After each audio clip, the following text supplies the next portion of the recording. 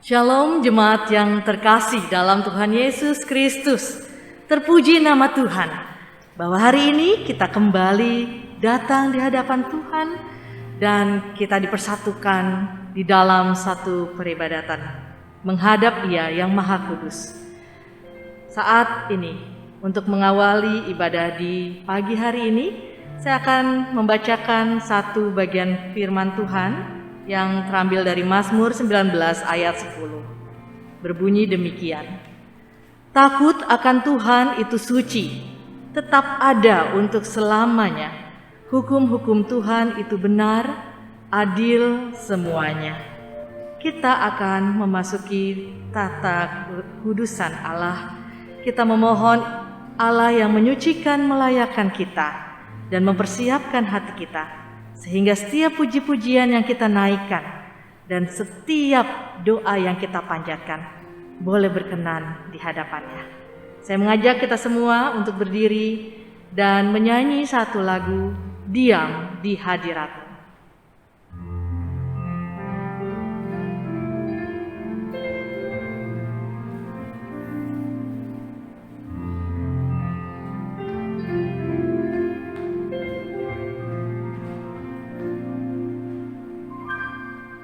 Ruhi hatiku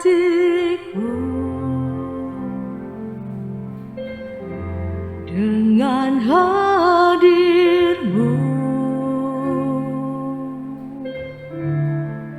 ku rindu memandang wajah-Mu, oh Tuhan, di dalam kekudusan-Mu.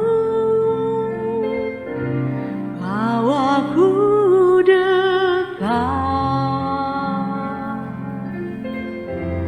dalam hati-Mu,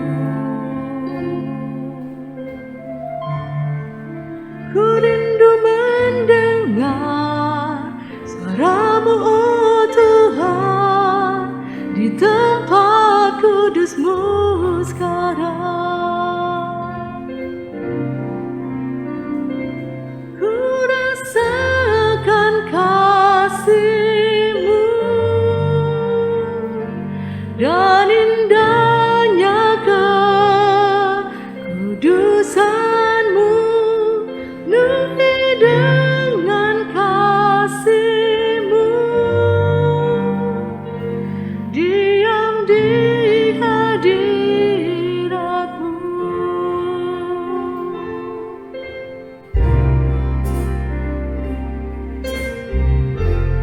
Ruhi hatiku dengan hadir-Mu,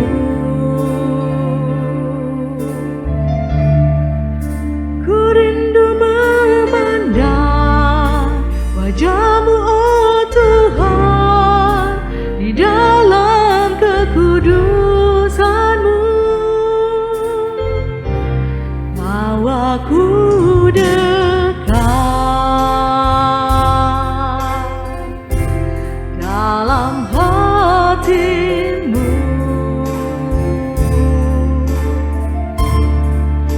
ku rindu mendengar suara-Mu, oh Tuhan, di tempat kudus-Mu sekarang.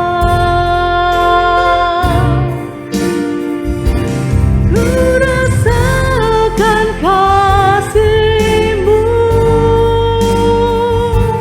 dan indahnya kekudusan-Mu, penuhi dengan kasih-Mu, diam di hadirat-Mu. Ku mengangkat tanganku, ku mengangkat tanganku, dan ku bersyukur menyembah-Mu, penuhi dengan kasih-Mu, diam di hadirat-Mu. Kita ulangi lagu ini sekali lagi. memohon Tuhan yang memenuhkan hati kita dengan kasih-Nya. Penuhi hatiku dengan hadir-Mu. Ku rindu memandang wajah-Mu, oh Tuhan, di dalam kekudusan-Mu. Bawaku dekat dalam hati-Mu.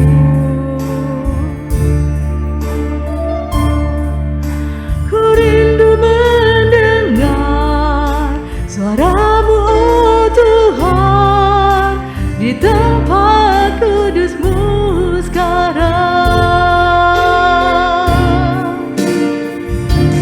Ku rasakan kasih-Mu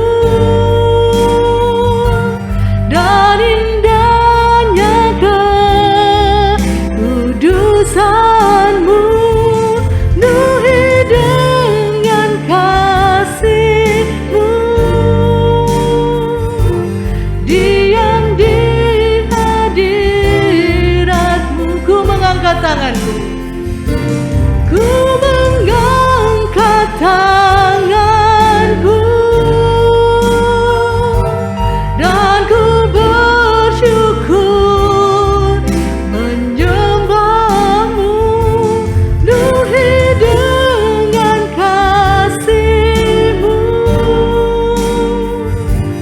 diam di hadirat-Mu, diam di hadirat-Mu.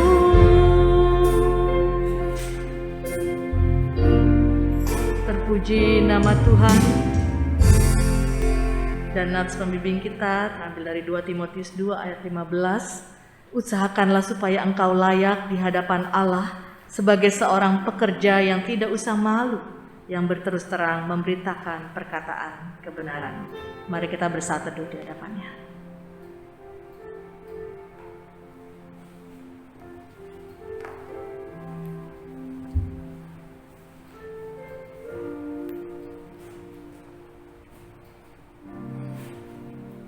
Bapak Ibu, mari kita bersama-sama tundukkan kepala bersyukur. Kami bersyukur ya Bapa, bahwasannya kasih setia-Mu terus Engkau nyatakan atas kami. Dan kalau pagi ini kami boleh bersama-sama hadir di mezbah-Mu, menghampiri Engkau dan memberi seluruh totalitas keberadaan kami menyembah-Mu. Tuhan, layakkan kami semua, sehingga pagi ini Bapa, kami benar-benar layak memuji menyembah-Mu di dalam roh dan kebenaran. Karena itu hamba mempertaruhkan seluruh jemaat-Mu yang telah siap beribadah memuji menyembah-Mu. Semua kami yang melayani saat ini, kami pertaruhkan. Tuhan pakai, tolong, sehingga kami semua layak di hadapan-Mu. Kami memulai seluruh persekutuan ini dalam nama Allah Bapa, Putra, dan Roh Kudus. Haleluya. Amin.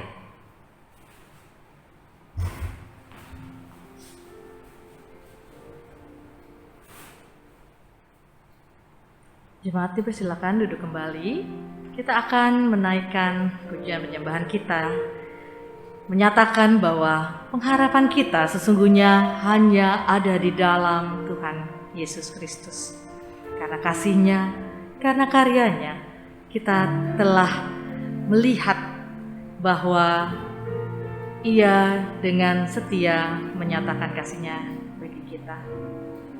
Saya mengajak kita semua menyanyikan lagu Harapanku.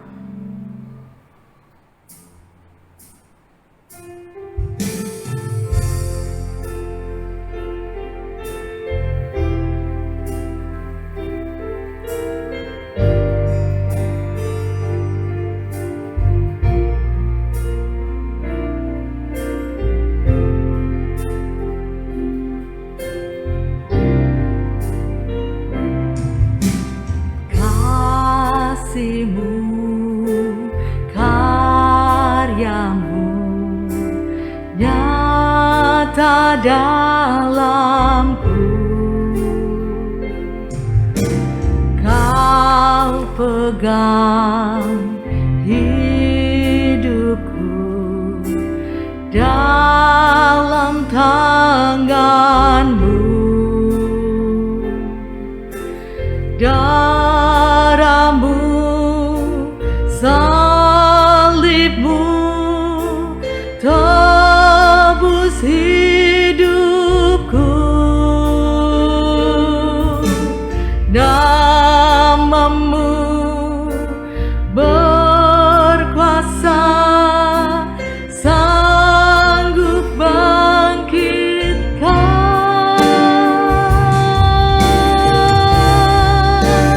Harapanku di dalam-Mu,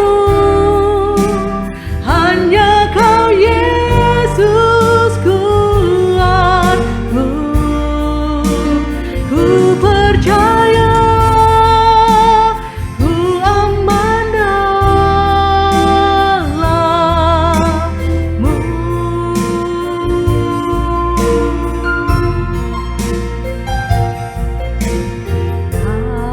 Kasih-Mu, karya-Mu nyata dalamku. Kau pegang hidupku dalam tangan-Mu. Darah-Mu, salib-Mu, tebus hidupku. Namamu berkuasa, sanggup bangkitkan.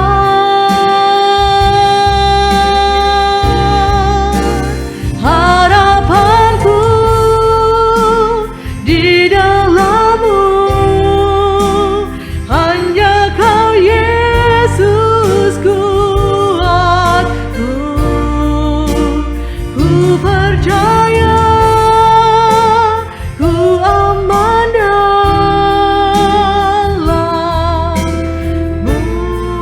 Harapanku di dalam-Mu ya Yesus. Harapanku di dalam-Mu, hanya Kau Yesus kuatku. Ku percaya,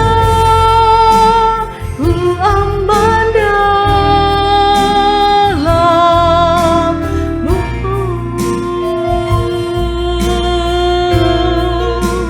Harapanku di dalam-Mu, hanya Kau Yesus kuatku. Ku percaya, ku aman dalam-Mu. Ku percaya ku aman di dalam-Mu ya Tuhan. Ku percaya,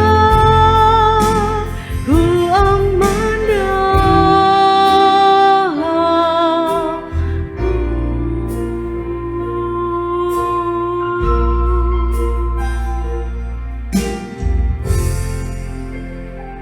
Terpujilah nama Tuhan, bahwa kehidupan kita dijamin di dalam nama Tuhan Yesus Kristus.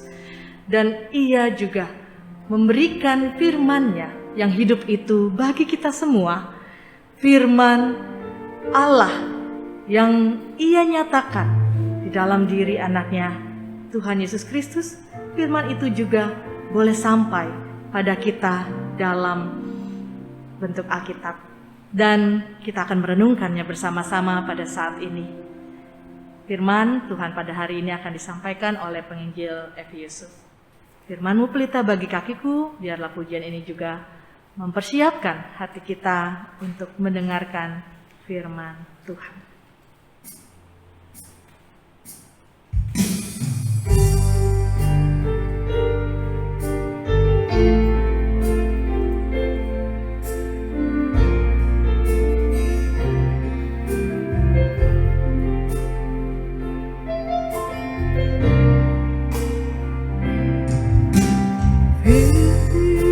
Firman-Mu lita bagi kakiku, terang bagi jalanku. Firman-Mu lita bagi kakiku, terang bagi jalanku. Waktu ku bimbang dan hilang jalanku, tetaplah Kau di sisiku, dan takkan ku takut asal Kau di dekatku, besertaku selamanya.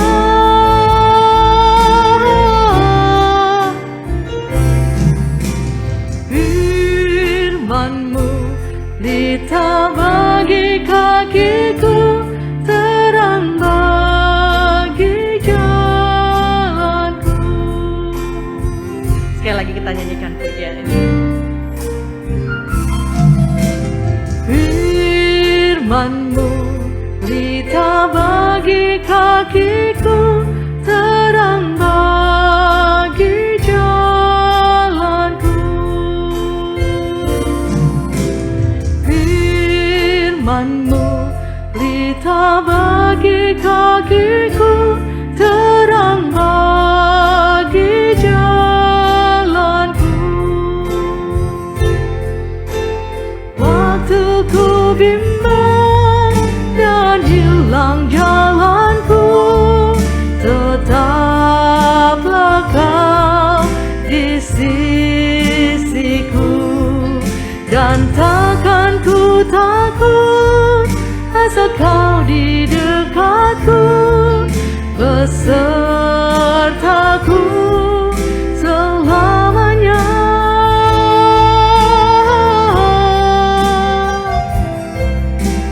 Firman-Mu lita bagi kakiku, terang bagi jalanku. Pada penginjil Levi Yusuf, kami persilakan. Selamat pagi, jemaat yang dikasihi di dalam Tuhan. Apa kabar kita semua? Saya mengucapkan selamat merayakan Tahun Baru Chinese, Happy Chinese New Year untuk kita semua yang merayakannya. Kiranya berkat Tuhan semakin melimpah di tahun ini untuk kita semua, dan kita semakin mengandalkan Tuhan menghadapi berbagai persoalan. Saudara, hari ini kita akan belajar di bawah satu tema, yaitu Kristus dalam keluarga. Kristus dalam keluarga. Tema ini sama seperti tema yang disampaikan oleh pengurus jemaat, bahwa bulan ini adalah bulan yang akan berbicara tentang kasih di dalam keluarga. Nah, saudara, bagaimanakah Kristus itu hadir dalam keluarga saudara? Apakah dengan gambar salib yang ada di dalam rumah kita? Apakah dengan tulisan ayat-ayat Alkitab yang kita pajang begitu besar di dalam rumah kita, di kamar kita? Apakah demikian? Apakah itu namanya Kristus ada dalam keluarga? Atau apakah Kristus itu menjadi identitas kita dengan menggunakan simbol-simbol salib? Apakah di kalung, di telinga, di pakaian? Tidak, saudara. Tidak sebatas itu. Tetapi Kristus yang kita kenal, Kristus yang kita hidupi adalah kita menjadi wakil. Kita menjadi representasi Allah, Kristus bagi keluarga kita. Oleh sebab itu, saudara, tentunya kita tahu bahwa Allah itu adalah Allah yang maha kasih. Dia sendiri sumber kasih. Dia selalu memberikan yang terbaik untuk keluarga dan untuk diri kita. Nah, pertanyaannya, apa pemberian Tuhan yang terbaik dalam keluarga kita? Ya, betul sekali. Tentunya anak. Anak adalah pemberian Tuhan yang terbaik. Tetapi di tangan beberapa orang, seringkali anak berubah menjadi buruk. Karakternya menjadi menyimpang daripada kebenaran kasih Allah. Ada pemikiran begini hari ini, saudara. Yang pertama, pemikiran itu bahwa ada orang tua yang menganggap bahwa akademis itu yang terpenting. Akademis adalah sesuatu yang paling utama. Kalau anak-anak tidak berdoa, tidak membaca Alkitab, tidak ikut persekutuan atau komisi, tidak beribadah, itu tidak masalah. Itu tidak terlalu penting dibandingkan ketika anak-anak tersebut tidak mengerjakan tugas sekolah. Mereka menurunkan nilai kebenaran dan aktivitas rohani dibandingkan aktivitas akademis. Masalah non-akademis tidak penting. Oleh sebab itu, les ini, les itu, skill ini, skill itu, kita berusaha mengikutkan anak-anak ke sana, walaupun mahal. Tetapi, kalau itu tidak terlalu menyangkut kepada nilai-nilai akademis anak-anak atau nilai-nilai sekolah, kita tidak mengambil pusing. Kita tidak menjadikannya masalah. Karena itu kita mengabaikan, mau anak-anak berdoa, mau tidak berdoa, mau ikut ibadah atau tidak, toh mereka semua di rumah. Tidak ada yang lihat, tidak apa-apa. Itu yang pertama.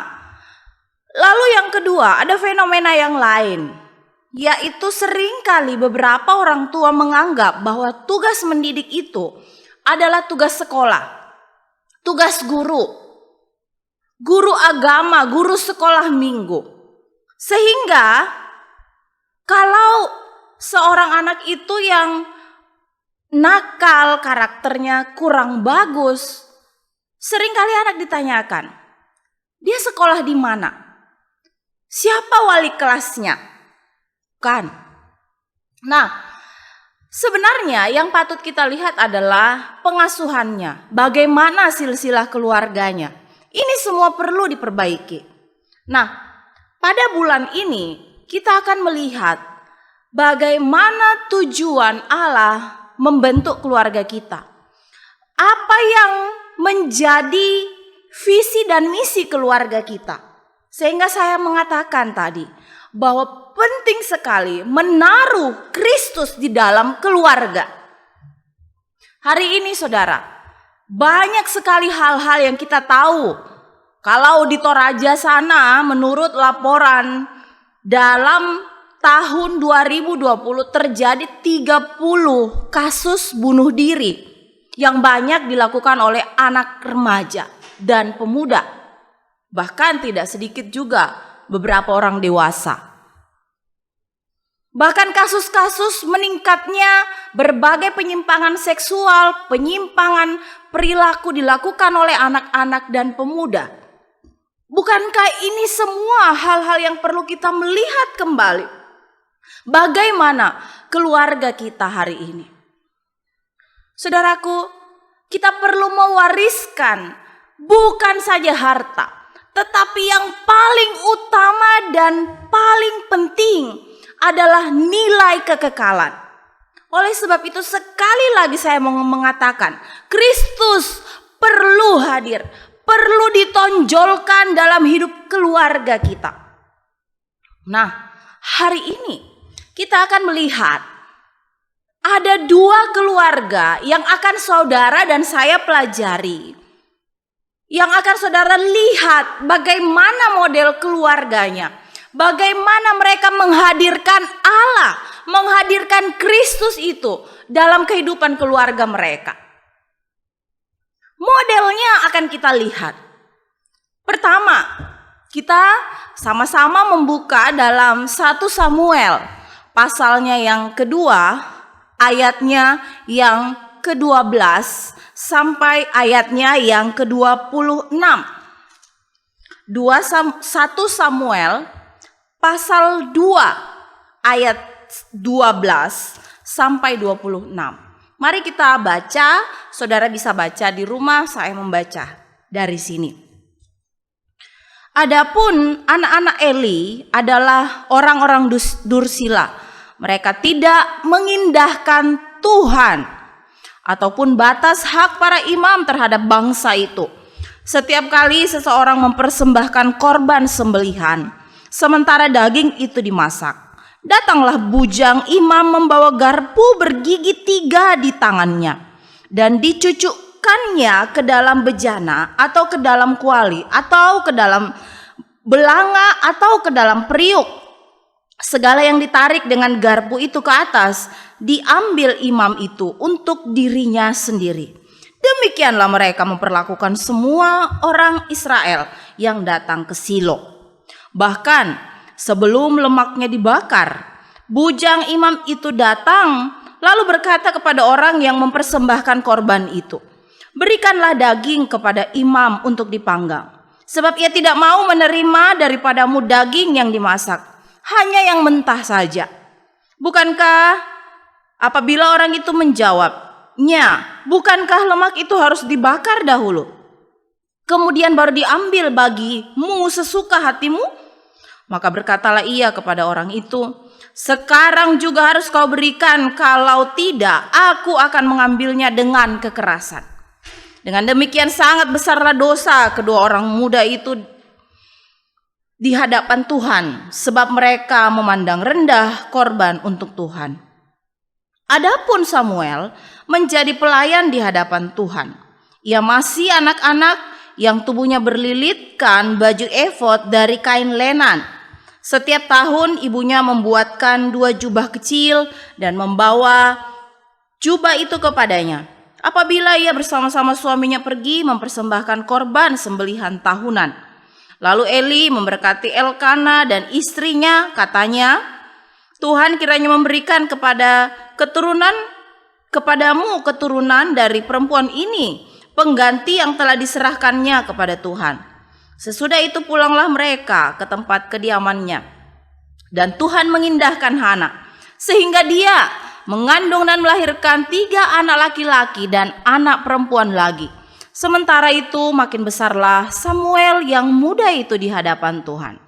Eli sangat tua apabila didengarnya segala sesuatu yang dilakukan anak-anaknya terhadap semua orang Israel, dan bahwa mereka itu tidur dengan perempuan-perempuan yang melayani di depan pintu kemah pertemuan.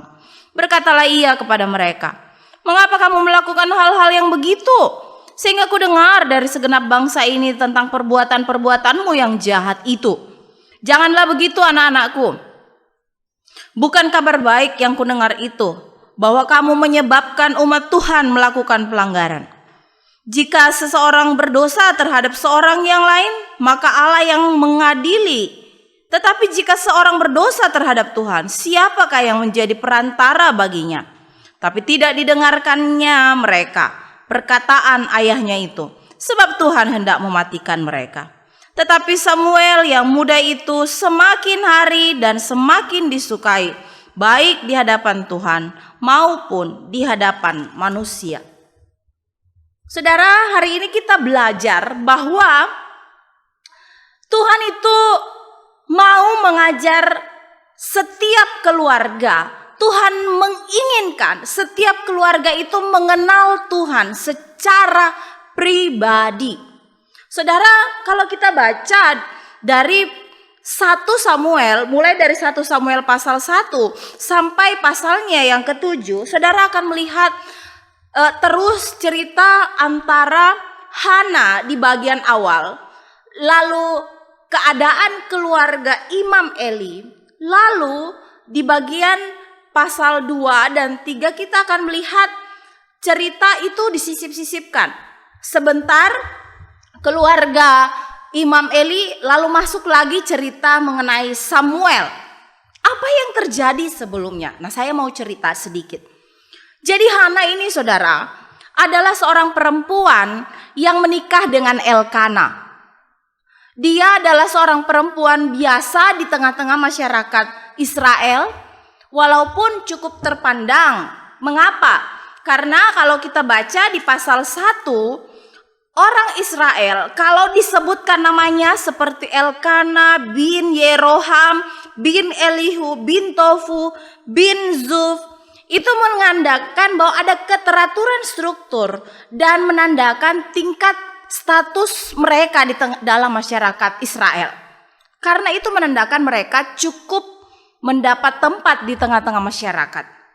Apalagi dikatakan bahwa setiap tahun Elkana dan seisi rumahnya pergi dari Rama ke Silo untuk mempersembahkan korban. Artinya dalam perjalanan yang cukup jauh ini mereka harus menyiapkan banyak, ya uang, ya korban, dan biaya-biaya yang lain. Dan itu dilakukan secara terus-menerus. Nah, ini menandakan bahwa mereka secara ekonomi cukup dalam masalah-masalah finansial. Tetapi walaupun cukup secara finansial, ada masalah yang membuat Hana begitu menghadapi persoalan yang berat di pasal 1. Ia memiliki harta. Dan yang kedua, ia memiliki apa, saudara? Ia memiliki cinta dari suaminya. Rupanya harta dan cinta itu tidak menjadi ukuran kebahagiaan Hana. Karena harta dan cinta suaminya itu tidak menghibur dia.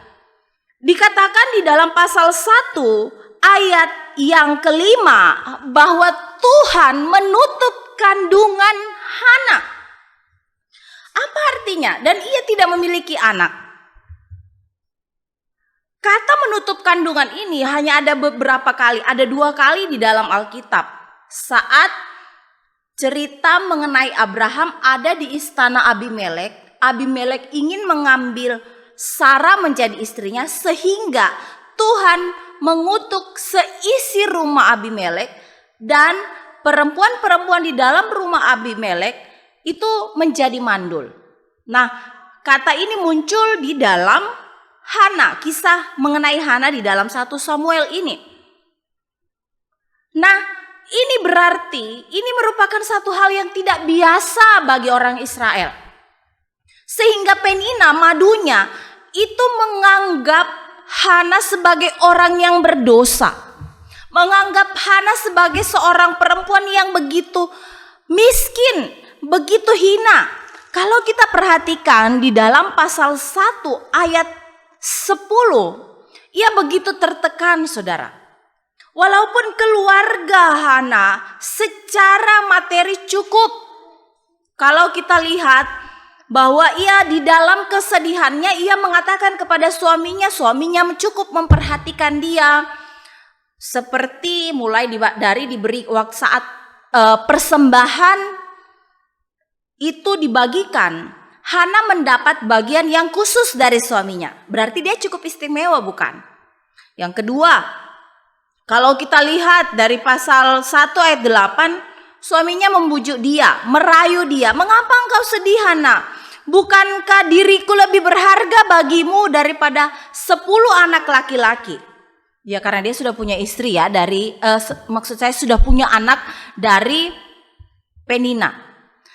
Elkana merayu istrinya bahwa, wah Hana, bukankah aku ini lebih berharga bagimu daripada 10 anak? Janganlah sedih hatimu. Wah, rayuannya maut ya, saudara. Maut. Iya, benar. Dan apakah ini menghibur Hana? Ia mungkin merasa cukup secara materi.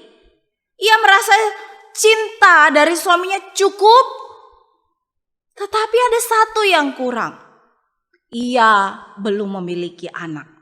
Dan ia mengatakan bahwa ia seperti orang yang kelaparan. Ia seperti orang yang ada di bawah lumpur maut. Ia seperti ada di bawah lembah kekelaman orang mati. Mengapa hal ini keluar daripada diri Hana? di dalam terjemahan English Standard Version, di ayat 10 itu menandakan bahwa dia ada dalam tingkat depresi yang berat. Tekanan yang begitu berat karena penghinaan yang dihadapi dari madunya, Penina. Dan saudara, di dalam tekanan yang begitu berat, ia datang kepada Tuhan. Ia mengungkapkan bagaimana tekanan yang ia alami itu kepada Tuhan. Ia tahu bahwa dengan menceritakan kepada suaminya, dia tidak cukup menghadapi penghiburan. Dengan banyaknya harta yang ia miliki, itu belum cukup menghadapi tekanan yang ia alami. Saya percaya ia begitu terluka karena Penina menyakiti Hana hari demi hari. Sehingga ia menangis, bahkan dikatakan ia sering kali tidak mau makan, saudara. Wow. Ini yang dihadapi oleh Hana di dalam keluarganya. Dan saat ia menghadapi tekanan ini, saat ia merasa begitu berat, ia datang dan menangis, terseduh-seduh. Ia menangis dan membawa kepada Tuhan di Rama.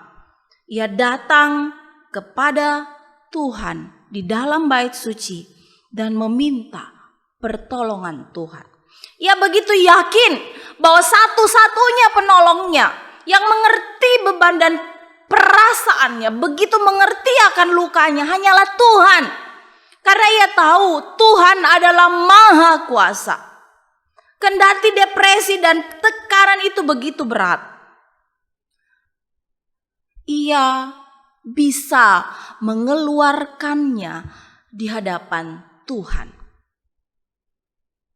Ia memiliki relasi yang dalam dengan Tuhan. Ia mengenal Kristus. Ia mengenal Allah di dalam keluarganya. Sementara kita lihat bagaimana Imam Eli. Imam Eli kita tahu dari keturunan suku Lewi. Dan suku Lewi dikhususkan untuk menjadi imam terhadap orang Israel. Saat itu Eli adalah pemimpin tertinggi bangsa Israel. Karena saat itu belum ada raja. Secara keturunan, maka anak-anaknya pun akan menjadi pemimpin Israel saat itu. Dan anaknya itu bernama Hofni dan Pineas. Pineas mereka berdua dituliskan di dalam Alkitab, mereka anak laki-laki yang masih muda. Dan kalau mereka masih muda, mereka mulai belajar tentang masalah keimaman itu dari kecil dari ayahnya. Tetapi apakah ini cukup untuk mengetahui diri mereka, identitas mereka betul-betul pelayan Tuhan yang sejati? Secara garis keturunan mereka memang lahir dari keluarga imam. Tetapi apakah mereka benar-benar mengerti secara pribadi, bukan hanya melanjutkan apa yang dikerjakan oleh keturunan mereka, tapi mereka melayaninya karena pribadi mereka mengenal Allah. Dan rupanya Alkitab menuliskan kedua orang muda itu adalah orang-orang dursila yang tidak mengindahkan Tuhan. Seringkali digambarkan di dalam pasal 2 ayat 13 sampai ayat 17. Kedua orang muda ini meminta persembahan korban yang dibawa oleh orang-orang Israel itu sebelum korban itu dibakar, sebelum korban itu dimasukkan ke dalam rumah Tuhan. Mereka sudah minta bagiannya lebih dahulu. Apakah salah? Salah, saudara. Mereka melampaui apa yang menjadi hak mereka. Kalau kita lihat pasal 2 ayat 13 dituliskan bahwa anak-anak Imam Eli melanggar batas hak imam. Seringkali mereka mengambil daging yang akan dipanggang, yang akan dibakar itu sebelum waktunya. Mereka meminta bagian mereka, entah untuk apa. Entah mereka jual mungkin, entah mereka mau olah mungkin. Karena biasanya kalau sudah masuk ke dalam bait suci dan dibakar di sana, maka otomatis ada bagian-bagian tertentu yang mereka tidak bisa makan, seperti bagian lemak dan isi-isi dalam dari korban-korban tersebut. Tapi rupanya mereka ini suka akan jeroan, sehingga mereka mengambil lemak dan bagian-bagian yang kalau diambil dari kuali itu ada garpu yang dituliskan di dalam Pasal 2 ayat 13 bahwa seringkali mereka menyuruh bujangnya pergi dan melihat ke dalam periuk, mengambil bagian itu pakai 3 garpu. Kalau pakai 4 garpu itu rupanya kurang kokoh, sedikit yang diambil. Tapi kalau 3 rupanya itu langsung bisa kuat ngambilnya dan bisa banyak. Nah, itu rupanya melanggar batas yang harus mereka kerjakan, yang menjadi hak mereka. Ada hak Tuhan yang mereka ambil. Apakah ini salah, saudara? Salah. Mereka tumbuh menjadi orang-orang yang serakah, yang tamak. Kita beralih lagi, saudara, sekarang ke kehidupan keluarga Hana. Hana yang tadinya tidak memiliki apa-apa, sewaktu ia terus-menerus membawa kepedihannya, membawa lukanya, membawa persoalan dan keinginannya ini kepada Tuhan. Saudara tahu apa yang terjadi? Tuhan mendengarkan doa Hana dan ia akhirnya memiliki Samuel. Kita lihat bahwa ia memberikan kepada Tuhan anak yang ia minta tersebut. Ia memberikan nama Samuel yang berarti aku telah memintanya dari Tuhan. Dan benar, saudara, ia lalu membawa anak ini setelah selesai pisah susu, ia bawa ke rumah Tuhan. Dan setiap tahun, walaupun mereka tidak bersama lagi, Hana rutin pergi mengunjungi Samuel dan membawakannya baju, efod, dan kain lenan. Saudara, walaupun mereka terpisah jauh, tapi saya percaya bahwa Hana begitu menanamkan relasi akan Tuhan yang dalam kepada Samuel. Anak kecil ini tahu akan Tuhan. Saya percaya Hana selalu menceritakan bagaimana karya Allah di dalam dirinya sehingga Samuel hadir. Dan Samuel mendengar cerita tentang pekerjaan Allah itu dari ibunya. Karena ibunya memiliki relasi dengan Allah, terus menerus diceritakan. Akhirnya Samuel bertumbuh dari kecilnya mengenal Allah. Bagaimana dengan Eli? Kalau kita lihat, saudara, di dalam pasal 2 ayat 22 ada tertulis di situ, Eli telah sangat tua. Sementara di bagian depan kita lihat bahwa ada penerangan waktu. Waktu anak-anak Imam Eli, Hofni dan Pineas itu sering mengambil dan melakukan perbuatan yang tidak benar di dalam bait suci. Mereka melakukannya itu sudah sangat lama, saudara. Mengapa saya mengatakan demikian? Waktu Hana membawa Samuel ke rumah Tuhan, itu masih sangat kecil. Berarti Hofni dan Pineas sudah lumayan besar. Anak itu dikatakan terus bertumbuh, sementara orang muda itu terus juga melakukan perbuatannya. Perbuatan kejahatan mereka. Lalu diterangkan lagi di ayat 22, Eli sudah menjadi tua. Dan diterangkan lagi bahwa Samuel sudah bertumbuh menjadi orang muda. Begini saudara, artinya dalam masa tersebut Hofni dan Pinehas sudah melakukan kesalahan yang begitu lama. Dan kesalahan mereka selain ketamakan akan persembahan, kesalahan mereka yang kedua adalah mereka melakukan perbuatan-perbuatan yang melanggar norma kesusilaan. Apa itu? Mereka sering hidup bersetubuh dengan perempuan-perempuan yang melayani bait Tuhan. Mereka tidak menghargai perempuan-perempuan itu. Dan kalau kita baca baik-baik di beberapa terjemahan, rupanya perempuan-perempuan ini adalah perempuan-perempuan yang dikhususkan untuk melayani Tuhan. Tetapi Hofni dan Pinehas meniduri mereka. Dan saya yakin mereka berdua melakukan pemaksaan terhadap perempuan-perempuan ini. Karena tidak dijelaskan di dalam pasal 1 sampai pasal 7 bahwa perempuan-perempuan yang mereka tiduri itu dihukum. Yang dihukum hanya Hofni dan Pinehas.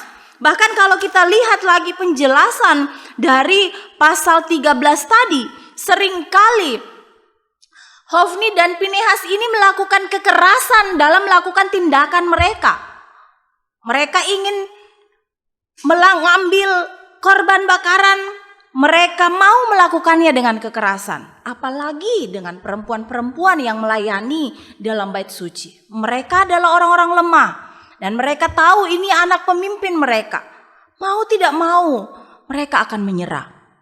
Dua kesalahan ini, saya tahu dan kita bisa lihat, kita pelajari bahwa sudah lama dilakukan Hofni dan Pinehas. Tapi ayahnya mengabaikan mereka, tidak menegur mereka dengan keras. Kalau kita memperhatikan di dalam pasal 1, bahkan di dalam pasal 2, mereka itu akhirnya tidak lagi memperhatikan hukum-hukum Tuhan.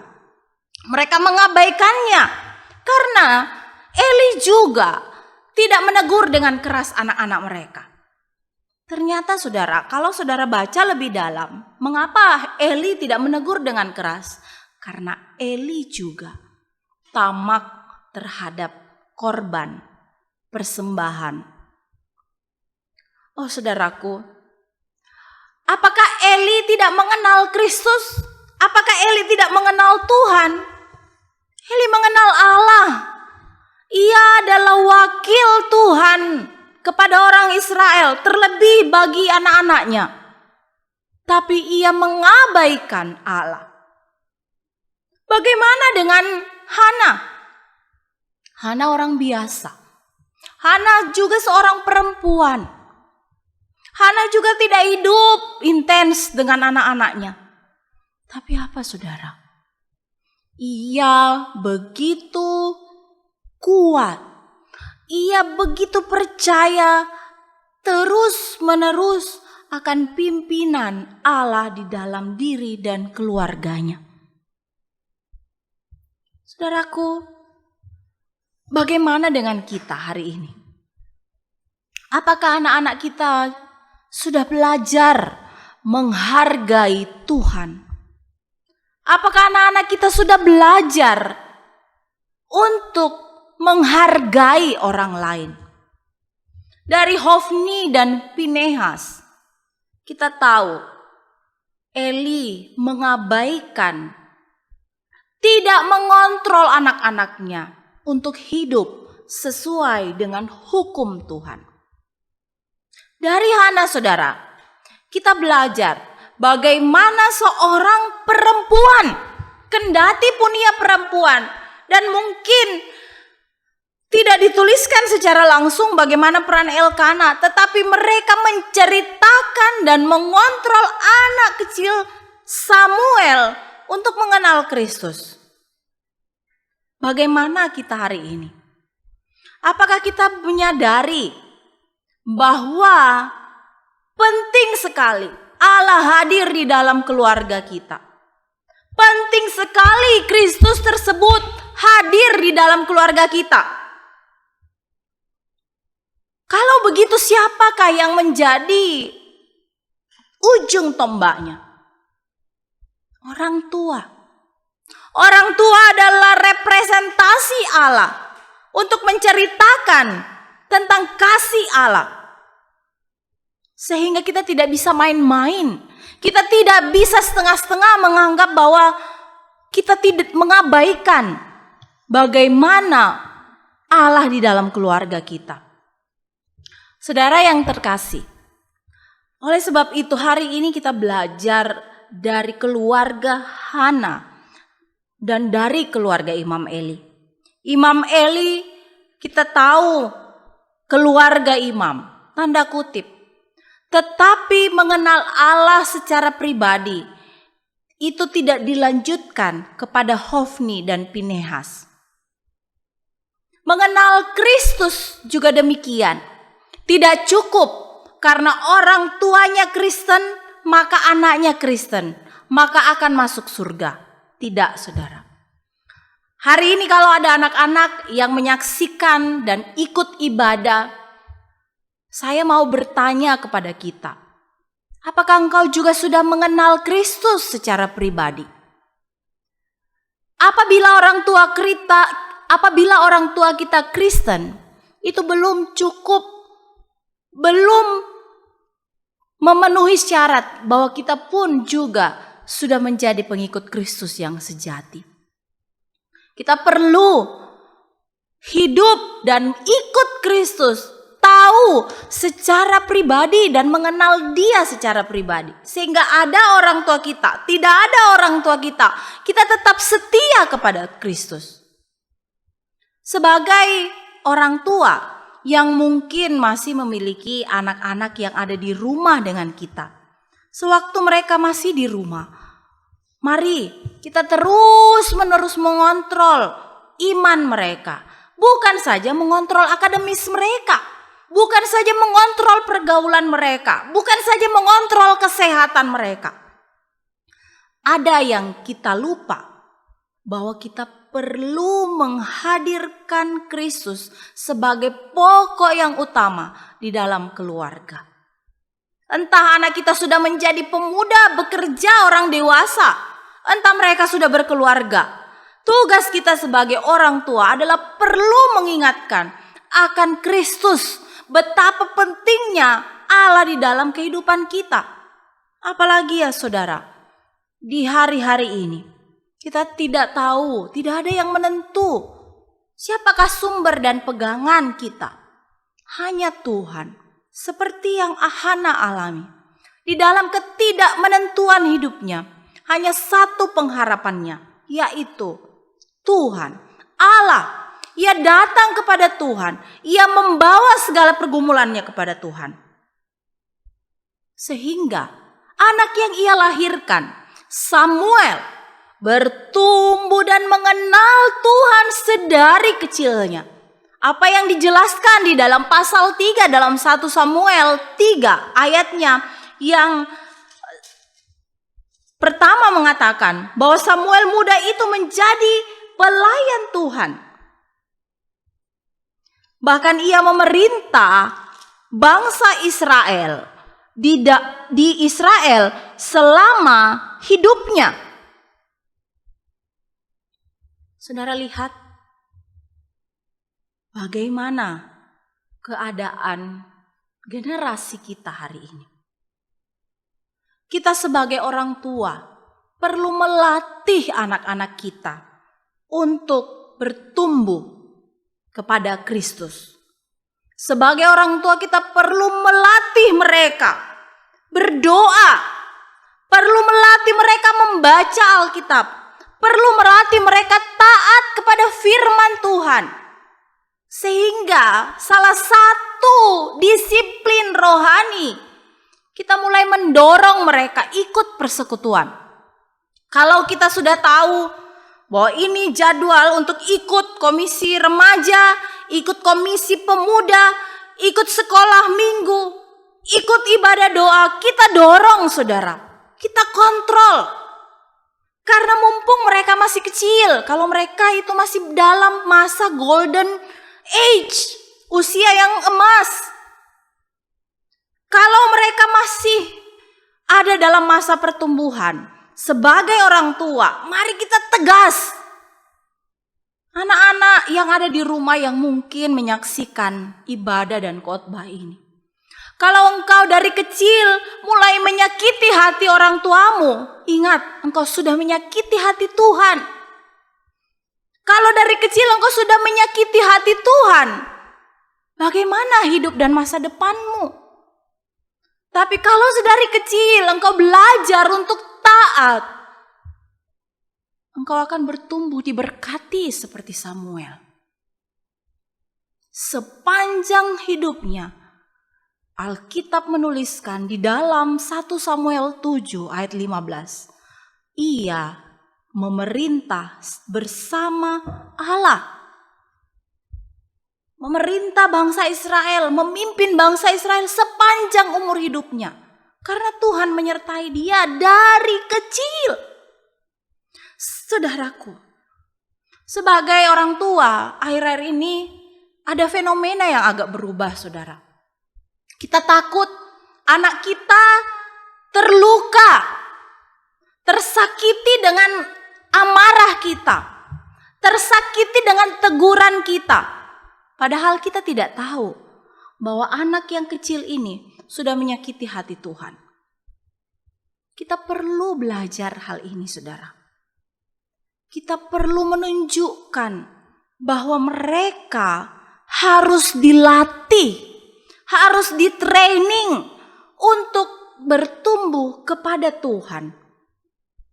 Oleh sebab itu, tongkat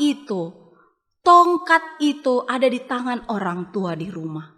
Mari kita mengontrol dan melatih anak-anak itu belajar mengenal Kristus sedari kecilnya. Kalau pemain sepak bola itu melatih timnya, seringkali mereka tidak hanya berdiri di tempat penonton. Pelatih itu akan turun dan bermain dengan timnya. Dia akan ada di lapangan dan mengontrol, mengatur agar semua pemain sepak bola bersemangat. Sebab ada pendamping yang di situ yang mengikuti sesi training. Sama dengan anak-anak kita. Anak-anak kita itu memerlukan teladan. Dan ingat, teladan itu adalah dari orang tua. Kalau orang tuanya tidak juga mendisiplinkan diri mengikuti ibadah, jangan harap anak-anak kita akan ikut ibadah, saudara. Oleh sebab itu konyol sekali, saudara. Kalau kita mau anak kita bertumbuh tapi kita tidak memberikan teladan. Kita mau anak kita tahu mengucap syukur kepada Tuhan, tetapi kita penuh dengan keluhan. Bahkan kita seringkali tidak konsisten, saudara. Tidak konsisten untuk mengikut Kristus. Sama seperti yang dialami oleh Eli. Saudara, mari kita mungkin tidak menghakimi anak-anak kita juga. Karena mungkin kita kurang waktu berkomunikasi dengan mereka. Kita kurang waktu memberikan kasih. Kalau memang kita memberikan kasih dan ada waktu berharga, gunakan semaksimal mungkin. Dan gunakan waktu-waktu itu untuk menceritakan bagaimana pertolongan Tuhan yang saudara alami, itu saudara ceritakan kepada anak-anak. Pernahkah saudara mencobanya? Saudara menceritakan bagaimana Tuhan sudah menolong saudara, sehingga anak-anak itu akan mendengar. Itu juga merupakan latihan. Lalu kita juga menunjukkan kepada anak-anak bahwa kita adalah orang-orang yang mudah mengampuni. Kita adalah orang-orang tua yang mengasihi. Kita mau anak-anak kita menjadi orang yang berkarakter baik. Tetapi seringkali kita menunjukkan kepada mereka juga kemarahan. Kita menunjukkan kepada mereka kebencian. Kita menunjukkan kepada mereka, kita menceritakan kejelekan orang lain. Sehingga itu turun kepada anak-anak.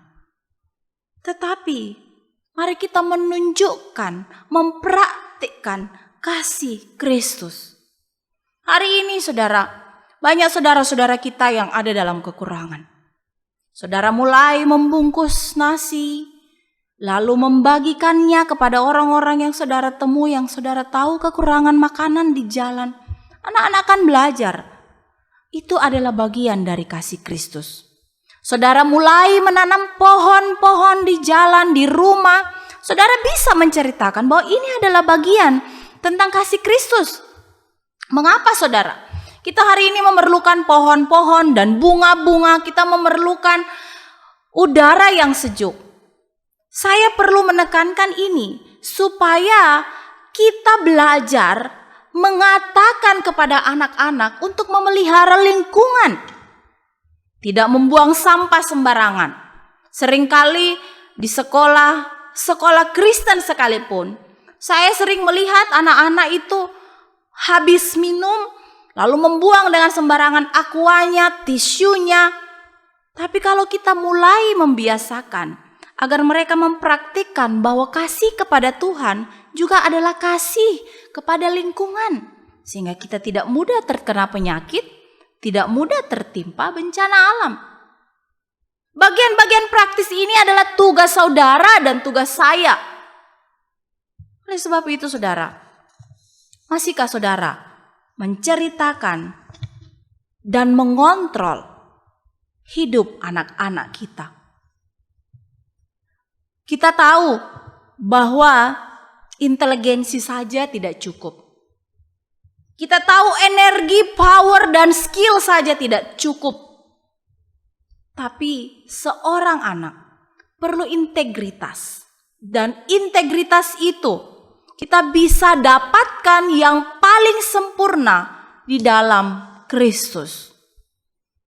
Saudaraku, kiranya firman Tuhan hari ini akan menguatkan kita semua. Selamat melatih dan terlibat dalam disiplin rohani kepada anak-anak saudara. Mari arahkan anak-anak kita, arahkan cucu-cucu kita untuk mengenal Tuhan sebelum terlambat. Untuk mengandalkan Tuhan sebagai kekuatan mereka. Di masa depan tantangan begitu berat. Tetapi satu modal, ada power yang tidak kelihatan, yaitu Kristus. Anak-anak kita perlu mengenal Tuhan secara pribadi. Sekali lagi, bukan hanya karena keturunan, tapi karena mengenal dan mengetahui dan percaya bahwa kebenaran itu hanya ada dalam Kristus. Dan mereka tahu, dilatih terus-menerus, melihat secara teladan dari kita sebagai orang tuanya.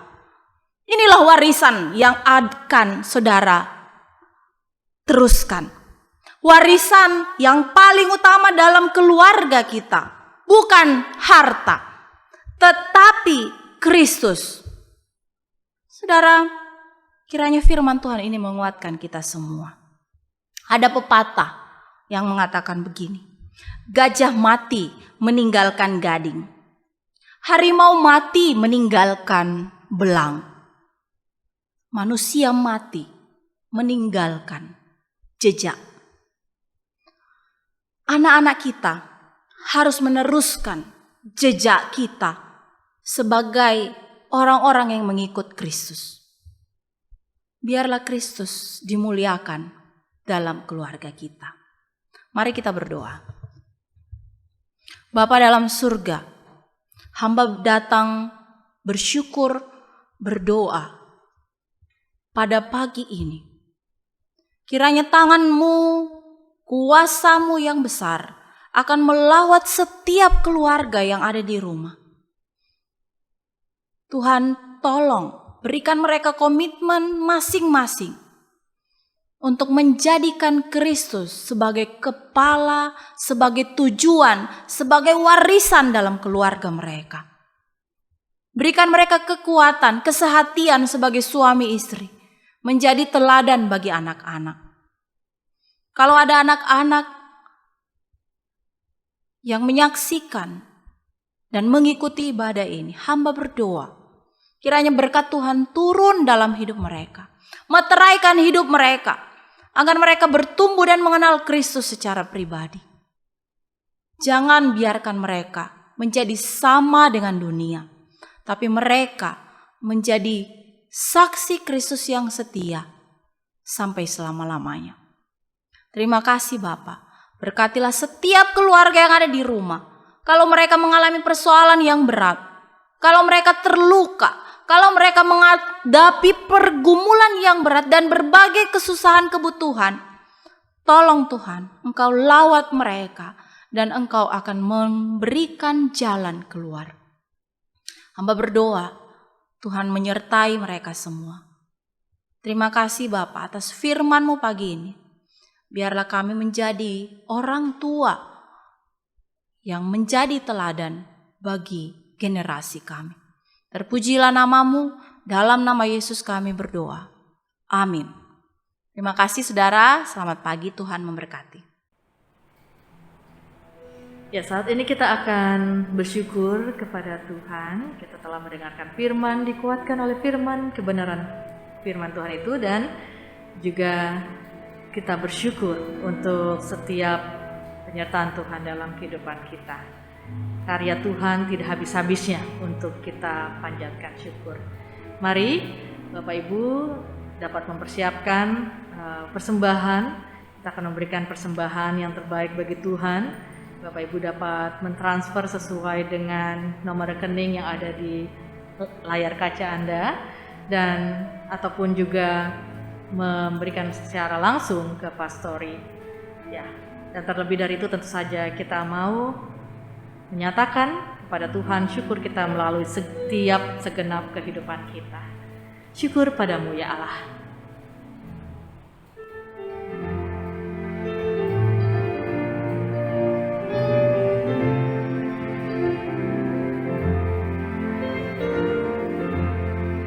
Syukur padamu ya Allah atas segala rahmat-Mu. Syukur atas kecukupan dari kasih-Mu penuh. Syukur atas pekerjaan walau tubuh pun lemah. Syukur atas kasih sayang dari sanak dan teman. Syukur atas bunga mawar harum indah tak terperi. Syukur atas awan hitam dan mentari berseri.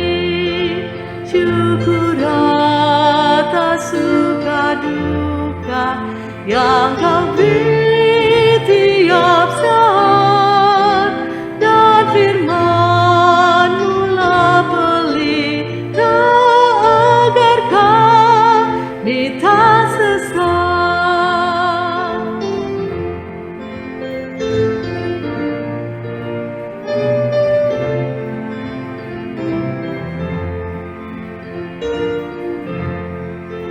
Syukur atas keluarga penuh kasih yang mesra. Syukur atas perhimpunan yang memberi sejahtera. Syukur atas kekuatan kala duka dan kesal. Syukur atas pengharapan kini dan selamanya.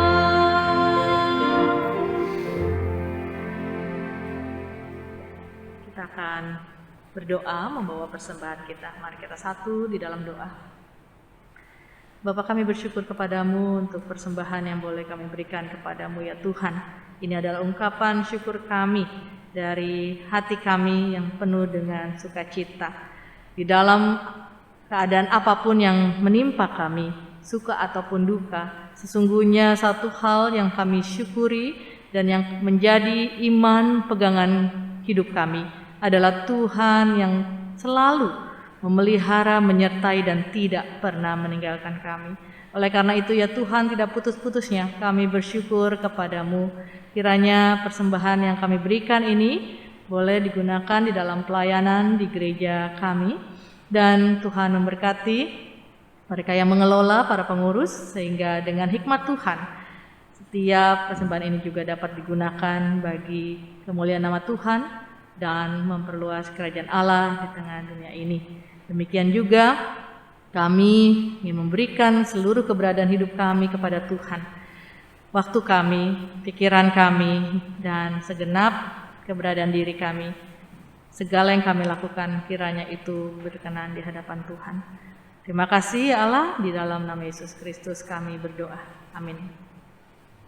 Mari jemaat saya undang untuk berdiri dan kita menyatakan pengakuan iman rasuli secara bersama-sama. Pengakuan iman rasuli.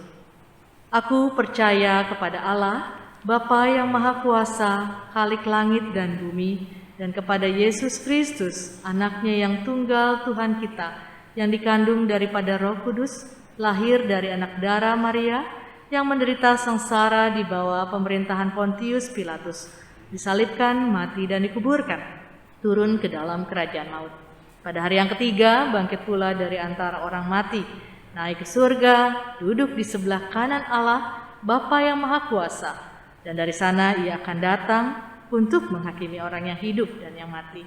Aku percaya kepada Roh Kudus, gereja yang kudus dan am, persekutuan orang kudus, pengampunan dosa, kebangkitan tubuh dan hidup yang kekal. Amin. Saya persilakan duduk kembali dan kita akan memanjatkan pokok-pokok doa syafaat yang akan dipimpin oleh Bapak Pendeta Jones dan juga mengakhirinya dalam doa berkat. Saya persilakan.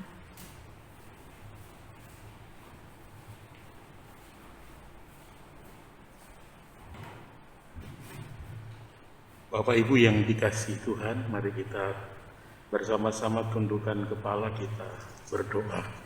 Mari kita berdoa. Bapa, kami bersyukur di dalam suasana penuh sukacita oleh karena Allah yang telah hadir memimpin menolong kami, sehingga pagi ini kami benar-benar dapat memuji menyembah Tuhan di dalam roh dan kebenaran. Terima kasih Tuhan untuk karya-Mu yang sempurna dan ajaib bagi hidup kami, karena Engkau senantiasa menganugerahkan kami hati yang terus setia untuk mendengar kebenaran-kebenaran firman-Mu. Biarlah setiap kebenaran yang telah kami dengarkan dan terima hari ini sungguh akan dapat kami jalani, hidupi di dalam setiap totalitas hidup kami, sehingga kami semakin hari terus bertumbuh di dalam pengenalan Tuhan, semakin dewasa jadi orang-orang Kristen, murid-murid Kristus yang tetap teguh dan setia menghadapi berbagai situasi tantangan yang ada saat ini. Bahkan kami terus dapat melakukan segala kehendak Tuhan yang Tuhan nyatakan bagi kami. Bapa di surga, kami pun mengakui bahwa di tengah seluruh totalitas hidup yang Tuhan telah anugerahkan, kami boleh bersama-sama hingga hari ini aktif dan setia untuk menjalani tanggung jawab kami di tengah hidup bersama keluarga, di tengah tanggung jawab kami dalam tugas pekerjaan yang sudah Tuhan karuniakan. Bahkan bersama-sama Tuhan, kami ada dalam komunitas Jemaat GKI Pospi Tanjung Bunga yang Allah telah karuniakan kami hati dan beban untuk melayani pekerjaan-pekerjaan-Mu. Kami tetap memohon Tuhan, berikan kami hati yang setia untuk tidak hanya dapat melakukan setiap tugas dan pelayanan kami, tetapi kami juga dapat mengambil bagian untuk mendukung segala tugas dan tanggung jawab kami sebagai jemaat-Mu yang ada, sehingga setiap hal-hal yang diperlukan sehubungan dengan kegiatan penata layanan, baik melalui ibadah dan juga pembangunan rumah ibadah kami dapat tetap mendukung dan memberi yang terbaik.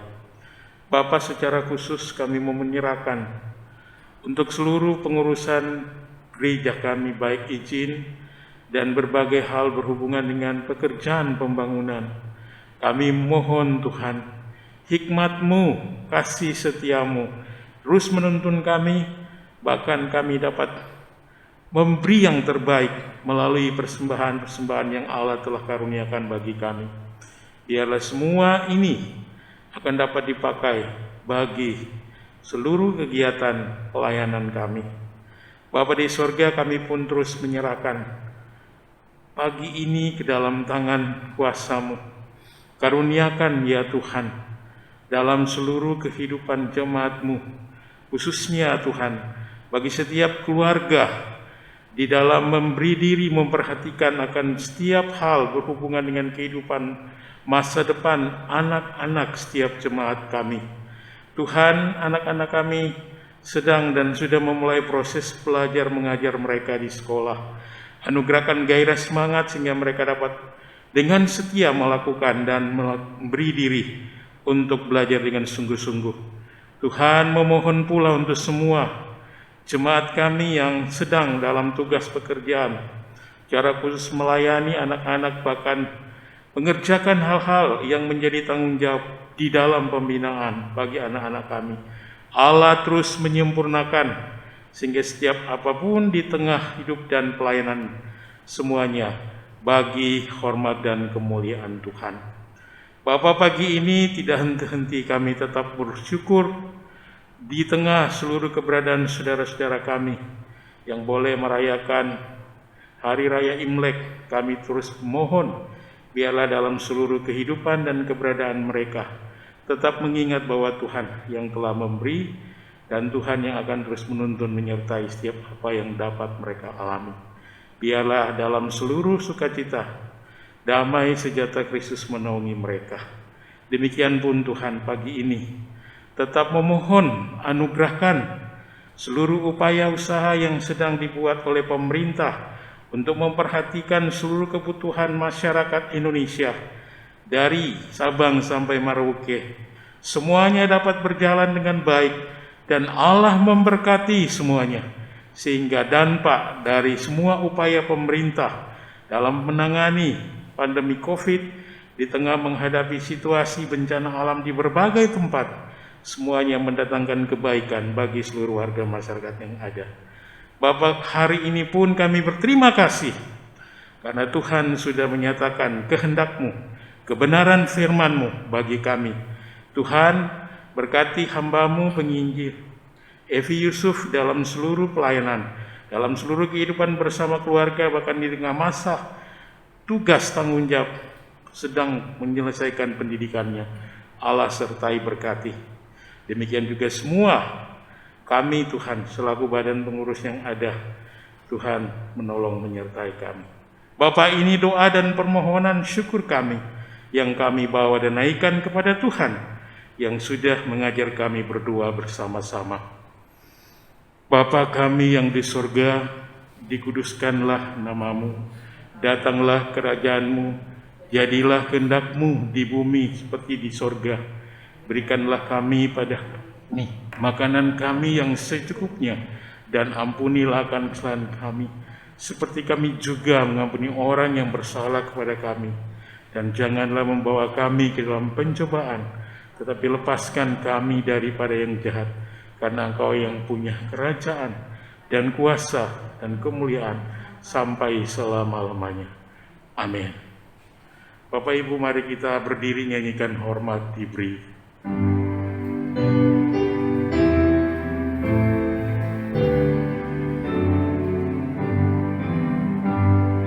Hormat diberi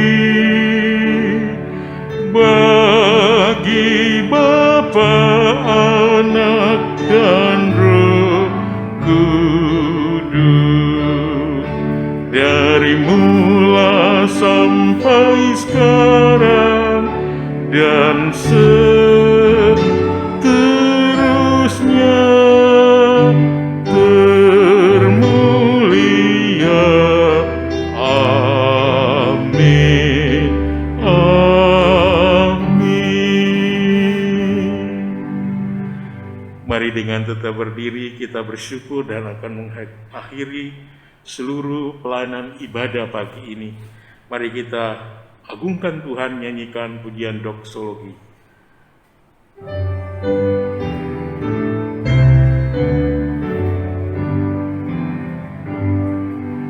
Puji Allah Bapa Putra, puji Allah Roh Kudus, ketiganya yang esa. Pohon selamat, sumber berkah. Amin.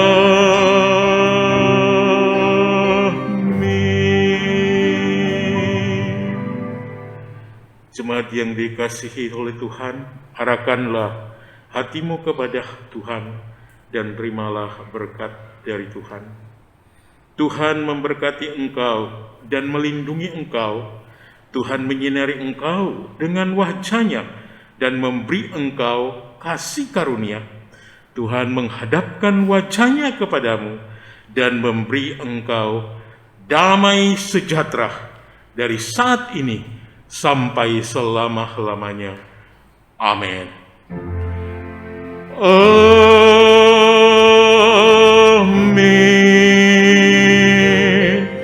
Amin.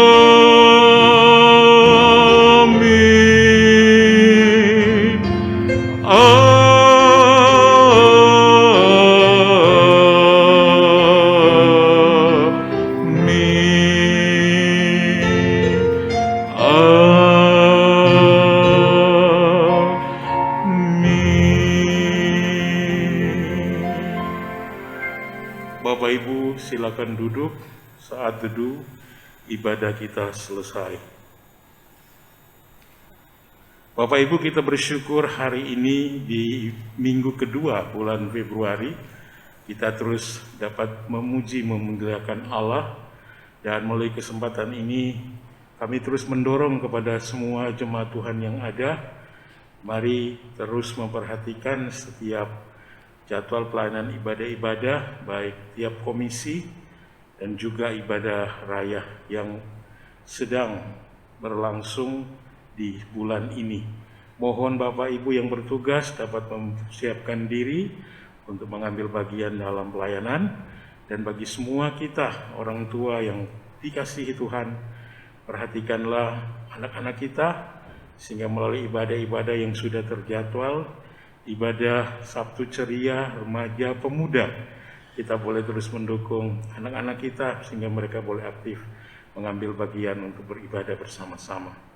Bapak Ibu, akhirnya pada kesempatan ini kami terus memohon doa dan seluruh dukungan, biarlah setiap kita tetap setia untuk memuliakan Allah. Tidak lupa kami juga di kesempatan ini mengucapkan selamat ulang tahun Hari Raya Imlek bagi semua yang merayakan saudara-saudara kita. Tuhan memberkati. Selamat pagi.